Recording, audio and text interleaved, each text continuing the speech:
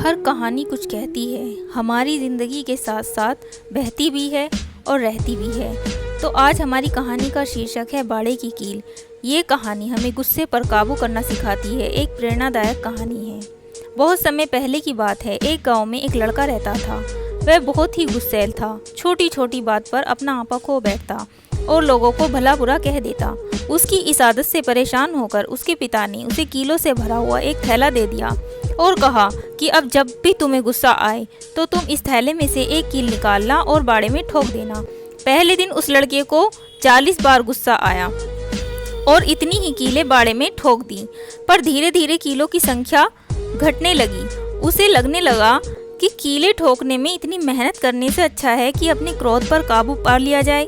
और अगले कुछ हफ्तों में उसने अपने गुस्से पर बहुत ज़्यादा हद तक काबू करना सीख लिया। और फिर एक दिन ऐसा आया कि लड़के ने पूरे दिन में एक बार भी अपना टेम्पर लूज नहीं किया। जब अपने पिता को ये बात बताई तो उन्होंने फिर उसे एक काम और दे दिया। उन्होंने कहा कि अब हर उस दिन जिस दिन तुम एक बार भी गुस्सा ना करो, इस बाड़े में से कील निकाल देना।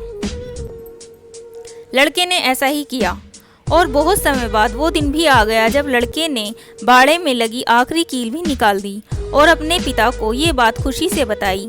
तब पिताजी ने उसका हाथ पकड़कर उस बाड़े के पास ले गए और बोले, बेटे तुमने बहुत अच्छा काम किया, लेकिन क्या तुम बाड़े में लगे हुए छेदों को देख पा रहे हो? अब वो बाड़ा कभी भी वैसा नहीं हो पा सकता जैसा कि वो पहले था। जब तुम क्रोध में होते हो तो शब्द इसी तरह सामने वाले व्यक्ति पर गहरे घाव छोड़ देते हैं। इसलिए अगली बार अपना टेम्पर लूज करने से पहले सोचिए कि क्या आप भी उस बाड़े में कील ठोकना चाहते हैं। तो बस हमें इस कहानी से ये शिक्षा मिलती है कि हमें क्रोध नहीं करना चाहिए।